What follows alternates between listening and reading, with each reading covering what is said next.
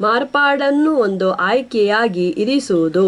ಮೇಲೆ ವಿವರಿಸಿದ ಹಾಗೆ ಬೇರೆಲ್ಲ ನುಡಿಗಳಿಂದಲೂ ಎರವಲಾಗಿ ಪಡೆದ ಪದಗಳನ್ನು ಕನ್ನಡ ಬರಹಗಳಲ್ಲಿ ಬಳಸುವಾಗ ಅವನ್ನು ನಾವು ಹೇಗೆ ಉಲಿಯುತ್ತೇವೆಯೋ ಹಾಗೆ ಬರೆಯುತ್ತೇವಲ್ಲದೆ ಆ ನುಡಿಗಳಲ್ಲಿ ಬರೆಯುವ ಹಾಗೆ ಬರೆಯಲು ಹೋಗುವುದಿಲ್ಲ. ಸಂಸ್ಕೃತ ಪದಗಳು ಮಾತ್ರ ಇದಕ್ಕೆ ಹೊರಪಡಿಕೆಗಳಾಗಿವೆ. ಅವನ್ನು ಸಂಸ್ಕೃತದಲ್ಲಿರುವ ಹಾಗೆಯೇ ಉಲಿಯಬೇಕು ಮತ್ತು ಹಾಗೆ ಉಲಿಯದಿದ್ದರೂ ಬರೆಯುವಾಗ ಮಾತ್ರ ಅವನ್ನು ಅದರಲ್ಲಿರುವ ಹಾಗೆಯೇ ಬರೆಯಬೇಕು ಎಂಬ ಕಟ್ಟಳೆಯನ್ನು ನಾವು ನಮ್ಮ ಮೇಲೆ ಹೊರಿಸಿಕೊಂಡಿದ್ದೇವೆ.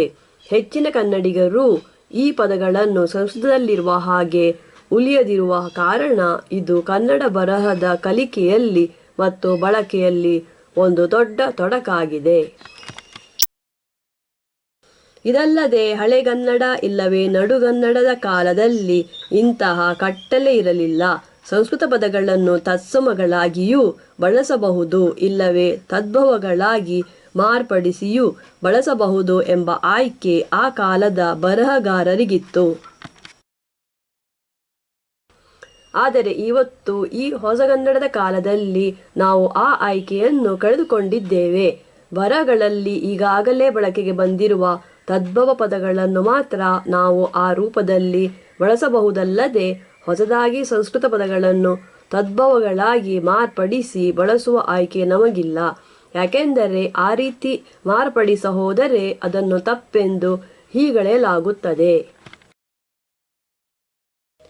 ಬರಹದಲ್ಲಿ ಮಾರ್ಪಾಡನ್ನು ತರಲು ಹೊರಟಾಗಲೆಲ್ಲ ಹಲವಾರು ವರ್ಷಗಳಿಂದ ಬಳಕೆಯಲ್ಲಿದ್ದ ಮತ್ತು ತಾವು ಚಿಕ್ಕಂದಿನಿಂದಲೂ ಬಳಸುತ್ತಾ ಬಂದಿದ್ದ ಬಗೆಯನ್ನು ಬಿಟ್ಟುಕೊಡಲು ಒಪ್ಪದ ಕೆಲವು ಮಂದಿಯನ್ನಾದರೂ ಎದುರಿಸಲೇಬೇಕಾಗುತ್ತದೆ.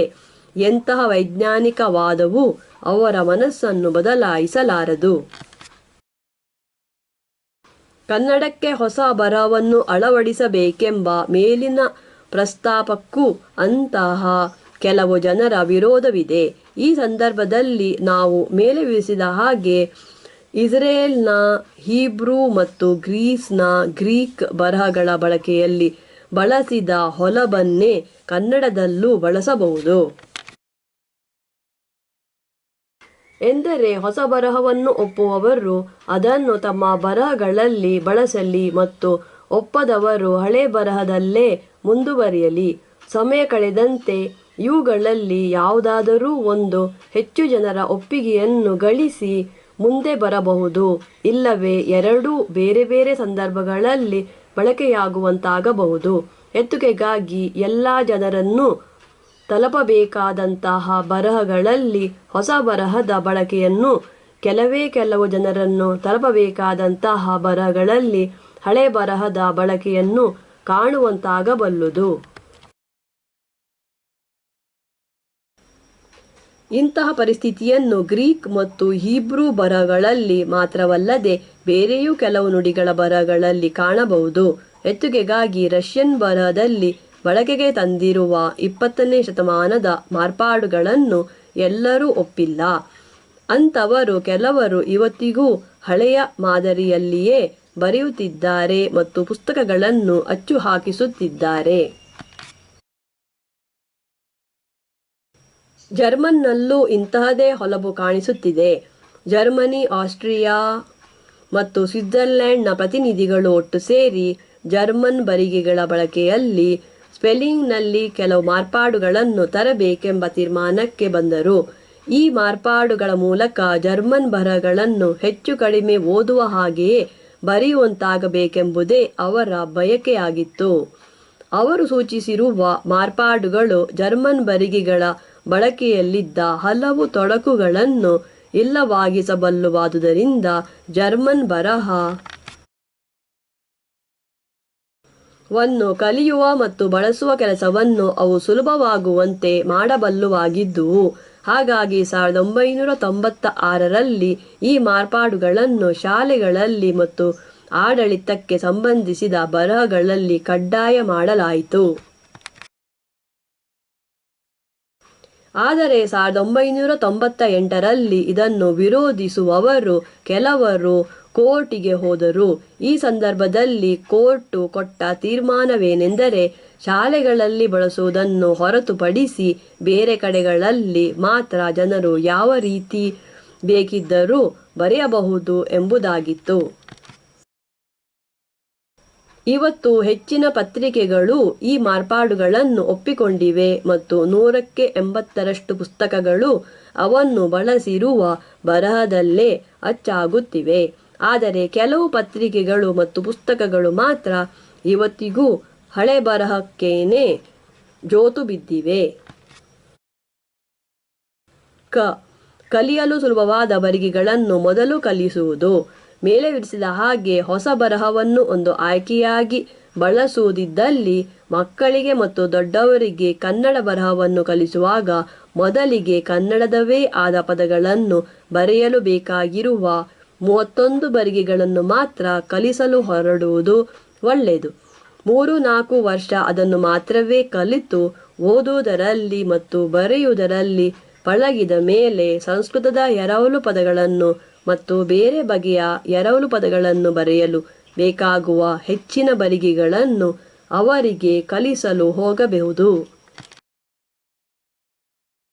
ಈ ಹೆಚ್ಚಿನ ಬರಿಗೆಗಳನ್ನು ಅವರಿಗೆ ಕಲಿಸದಿದ್ದರೂ ಅವನ್ನು ಓದಲು ಮತ್ತು ಬರೆಯಲು ಅವರು ತಾವೇ ಕಲಿಯಬಲ್ಲರು.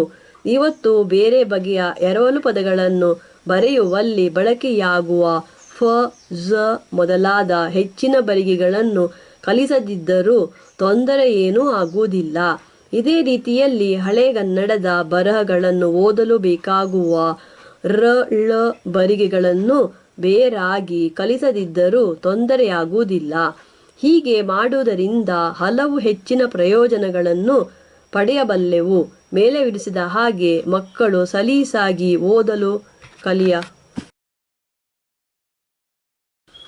ಬೇಕಿದ್ದಲ್ಲಿ 1 ಪದಗಳನ್ನು ಉಲಿಗಳ ಸೇರಿಕೆಯಿಂದ ರಚಿಸಲಾಗಿದೆ ಮತ್ತು 2 ಈ ಉಲಿಗಳನ್ನು ಬರಹಗಳಲ್ಲಿ ಬರಿಗೆಗಳ ಮೂಲಕ ಸೂಚಿಸಲಾಗುತ್ತದೆ ಎಂಬ 2 ವಿಷಯಗಳನ್ನು ಅವರು ಕಂಡುಕೊಳ್ಳಬೇಕಾಗುತ್ತದೆ. ಋಕಾರ, ಶಕಾರ, ಮಹಾಪ್ರಾಣ ಮೊದಲಾದ ಬರಿಗೆಗಳನ್ನು ಅವರು ಬರಹದ ಕಲಿಕೆಯಲ್ಲಿ ಮೊದಲಿಗೇನೆ ಕಲಿಯುವಂತೆ ಮಾಡಿದಲ್ಲಿ ಬರಿಗೆಗಳಿಗೂ ಉಲಿಗಳಿಗೂ ನಡುವಿರುವ ಸಂಬಂಧವನ್ನು ಕಂಡುಕೊಳ್ಳಲು ಅವರಲ್ಲಿ ಎಲ್ಲರಿಗೂ ಸಾಧ್ಯವಾಗುವುದಿಲ್ಲ. ಹಲವರು ಈ ವಿಷಯದಲ್ಲಿ ಗೊಂದಲಕ್ಕೊಳಗಾಗುತ್ತಾರೆ. ಮೇಲಿನ ಹೊಲಬನ್ನು ಬಳಸಿದಲ್ಲಿ ಇನ್ನೊಂದು ಪ್ರಯೋಜನವೂ ದೊರಕುತ್ತದೆ. ಮಕ್ಕಳಿಗೆ ಮೊದಲಿಗೇನೆ ಋ, ಶ, ಮಹಾಪ್ರಾಣ ಮೊದಲಾದ ಹೆಚ್ಚಿನ ಬರಿಗೆಗಳನ್ನು ಕಲಿಸಬೇಕಿದ್ದಲ್ಲಿ ಅದಕ್ಕೆ ಬೇಕಾಗುವ ಪದಗಳನ್ನು ಅವರಿಗೆ ತಿಳಿದಿರುವಂತಹ ಪದಗಳ ಪಟ್ಟಿಯಿಂದ ಆರಿಸಿಕೊಳ್ಳಲು ಬರುವುದಿಲ್ಲ. ಯಾಕೆಂದರೆ ಈ ಬರಿಗೆಗಳು ಮುಖ್ಯವಾಗಿ ಸಂಸ್ಕೃತ ಎರವಲುಗಳಲ್ಲಿ ಬರುತ್ತಿದ್ದು ಅಂತಹ ಪದಗಳು ಮಕ್ಕಳಿಗೆ ಪರಿಚಿತವಾಗಿರುವುದಿಲ್ಲ. ಹಾಗಾಗಿ ಅವರಿಗೆ ತಿಳಿದಿಲ್ಲದಿರುವ ಹಲವಾರು ಪದಗಳನ್ನು ಅವರ ಪಠ್ಯಪುಸ್ತಕಗಳಲ್ಲಿ ಸೇರಿಸಬೇಕಾಗುತ್ತದೆ ಮತ್ತು ಇದು ಅವರ ಕಲಿಕೆ ತೊಡಕಿನದಾಗುವ ಹಾಗೆ ಮಾಡುತ್ತದೆ. ಋ, ಶ, ಮಹಾಪ್ರಾಣ ಮೊದಲಾದ ಈ ಹೆಚ್ಚಿನ ಬರಿಗೆಗಳನ್ನು 4-5 ತರಗತಿಗಳ ಬಳಿಕ ಕಲಿಸುವುದೆಂದು ತೀರ್ಮಾನಿಸಿದಲ್ಲಿ ಇಂತಹ ತೊಂದರೆಯನ್ನು ಪಠ್ಯಪುಸ್ತಕಗಳನ್ನು ಬರೆಯುವವರು ಎದುರಿಸಬೇಕಾಗಿಲ್ಲ. ಬೇರೆ ನುಡಿಗಳಲ್ಲಿ ಇಂತಹ ವಿಧಾನದ ಬಳಕೆ. ಬರಿಗೆಯ ತೊಡಕಿರುವ ಬೇರೆ ಕೆಲವು ನುಡಿಗಳಲ್ಲೂ ಈ ರೀತಿ ಮಕ್ಕಳಿಗೆ ಕಲಿಯಲು ಸುಲಭವಾಗಿರುವ ಬರಿಗೆಗಳನ್ನು ಮಾತ್ರವೇ ಮೊದಲಿಗೆ ಕಲಿಸಿ ಕಷ್ಟವಾದವುಗಳನ್ನು ಆಮೇಲೆ ಕಲಿಸಲಾಗುತ್ತದೆ. ಎತ್ತುಗೆಗಾಗಿ ಕೊರಿಯನ್ ಬರಹದಲ್ಲಿ 2 ಬಗೆಯ ಬರಿಗೆಗಳನ್ನು ಬಳಸಲಾಗುತ್ತದೆ ಎಂಬುದನ್ನು ಮೇಲೆ ವಿವರಿಸಲಾಗಿದೆ. ಕೊರಿಯನ್ ಪದಗಳನ್ನು ಬರೆಯುವುದಕ್ಕಾಗಿ ಹಂಗುಲ್ ಎಂಬ ಕಲಿಯಲು ತುಂಬಾ ಸುಲಭವಾಗಿರುವ ಬರಿಗೆಗಳನ್ನು ಬಳಸಲಾಗುತ್ತದೆ ಮತ್ತು ಚೈನೀಸ್ನಿಂದ ಎರವಲಾಗಿ ಪಡೆದ ಪದಗಳನ್ನು ಬರೆಯುವುದಕ್ಕಾಗಿ ಚೈನೀಸ್ ಬರಿಗೆಗಳನ್ನೇ ಸ್ವಲ್ಪ ಮಟ್ಟಿಗೆ ಮಾರ್ಪಡಿಸಿರುವಂತಹ ಹಂಜಾ ಎಂಬ ಹೆಸರಿನ ಕಲಿಯಲು ಸಾಕಷ್ಟು ಕಷ್ಟವಾಗಿರುವ ಬರಿಗೆಗಳನ್ನು ಬಳಸಲಾಗುತ್ತದೆ. ಹಂಗುಲ್ ಬರವಣಿಗೆಯಲ್ಲಿ ಬರಿಗೆಗಳು ನೇರವಾಗಿ ಉಲಿಗಳನ್ನು ಗುರುತಿಸುತ್ತವೆ. ಅದರಲ್ಲಿ ಒಂದು ಉಲಿಗೆ ಒಂದು ಬರಿಗೆ ಮಾತ್ರ ಇದೆ ಮತ್ತು ಒಂದು ಬರಿಗೆಗೆ ಒಂದು ಉಲಿಕೆ ಉಚ್ಚಾರಣೆ ಮಾತ್ರ ಇದೆ. ಹಾಗಾಗಿ ಅದನ್ನು ಬಳಸಿರುವ ಬರಹಗಳನ್ನು ಮಕ್ಕಳು ತುಂಬ ಬೇಗನೆ ಓದಲು ಕಲಿತು ಬಿಡುತ್ತಾರೆ. ಮೇಲೆ ವಿವರಿಸಿದ ಎರಡು ವಿಷಯಗಳನ್ನು ಪದಗಳು ಉಲಿಗಳ ಜೋಡಣೆಯಿಂದ ಉಂಟಾಗಿವೆ ಮತ್ತು ಈ ಉಲಿಗಳನ್ನು ಬರಹದಲ್ಲಿರುವ ಬರಿಗೆಗಳು ಸೂಚಿಸುತ್ತವೆ ಎಂಬವುಗಳನ್ನು ಅವರು ಗಮನಿಸುವಂತೆ ಮಾಡಲು ಈ ಬರವಣಿಗೆಯಲ್ಲಿ ಹೆಚ್ಚು ಕಷ್ಟವಾಗದಿರುವುದೇ ಇದಕ್ಕೆ ಕಾರಣ. ಇದಕ್ಕೆ ಬದಲು ಚೈನೀಸ್ ಮೂಲದ ಹಂಜಾ ಬರಿಗೆಗಳು ನೇರವಾಗಿ ಉಲಿಗಳಿಗೆ ಸಂಬಂಧಿಸಿಲ್ಲ. ಹಾಗಾಗಿ ಅವನ್ನೆಲ್ಲ ಒಂದೊಂದಾಗಿ ಕಲಿತು ನೆನಪಿನಲ್ಲಿರಿಸಿಕೊಳ್ಳಬೇಕಾಗುತ್ತದೆ.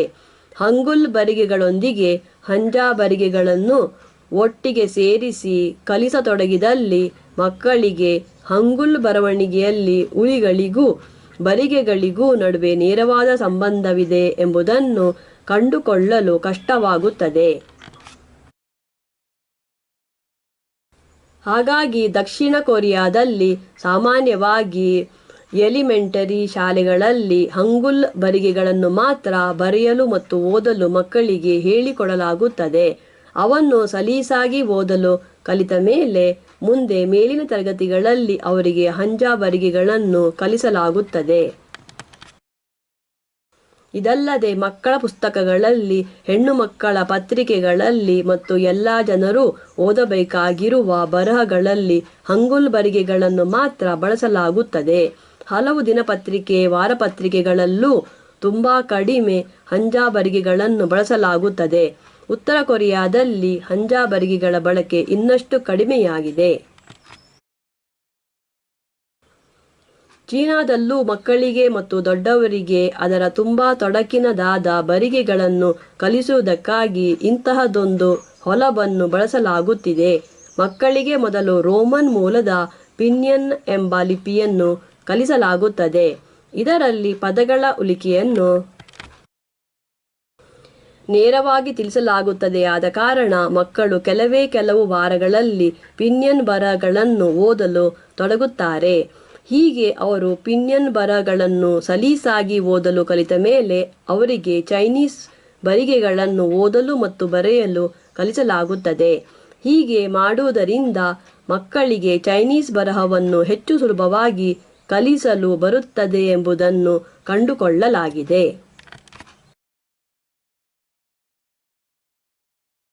ಇವತ್ತಿನ ಎಣ್ಣುಕದ ಯುಗದಲ್ಲಿ ಇನ್ನೊಂದು ಬಗೆಯ ಹೊಲಬನ್ನು ಚೀನಾದಲ್ಲಿ ಬಳಕೆಗೆ ತರಲಾಗಿದೆ.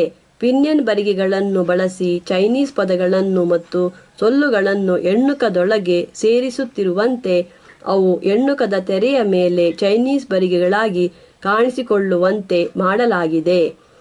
ಇದರಿಂದಾಗಿ ಎಣ್ಣುಕದಲ್ಲಿ ಪಿನ್ಯನ್ ಬರಹವನ್ನು ಬಳಸಲು ಕಲಿಯುತ್ತಿರುವಂತೆಯೇ ಮಕ್ಕಳು ಚೈನೀಸ್ ಬರಿಗೆಗಳನ್ನು ಓದಲು ಕಲಿಯುತ್ತಾರೆ.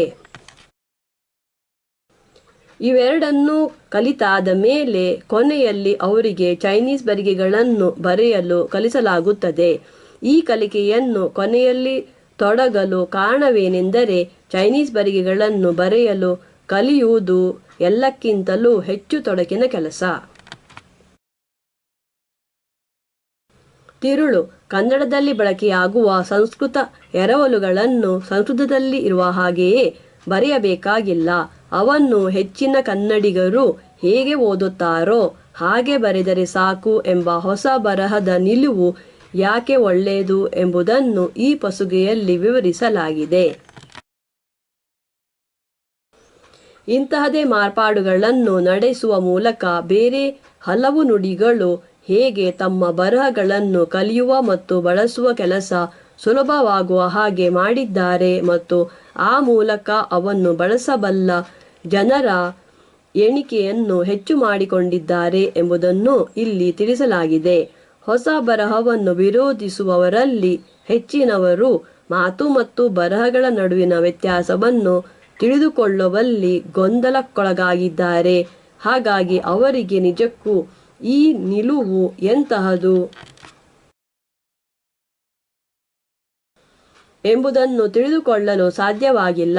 ಈ ಗೊಂದಲವನ್ನು ಬಗೆಹರಿಸುವುದು ಹೇಗೆ ಎಂಬುದನ್ನು ಇಲ್ಲಿ ವಿವರಿಸಲಾಗಿದೆ. ಇದಲ್ಲದೆ ಹೊಸ ಬರಹ ಎಂಬುದು ಕನ್ನಡ ಬರಹದ ಮಟ್ಟಿಗೆ ನಿಜಕ್ಕೂ ಹೊಸದಲ್ಲ. ಹಳೆಗನ್ನಡದ ಕಾಲದಲ್ಲಿ ಬರಹಗಾರರಿಗಿದ್ದಂತಹ ಸಂಸ್ಕೃತ ಎರವಲುಗಳನ್ನು ತತ್ಸಮ ರೂಪದಲ್ಲಿ ಇಲ್ಲವೇ ತದ್ಭವ ರೂಪದಲ್ಲಿ ಬಳಸುವಂತಹ ಸ್ವಾತಂತ್ರ್ಯ ಇವತ್ತಿನ ಬರಹಗಾರರಿಗೂ ಬೇಕು ಎಂಬುದನ್ನಷ್ಟೇ ಅದು ಕೇಳುತ್ತದೆ.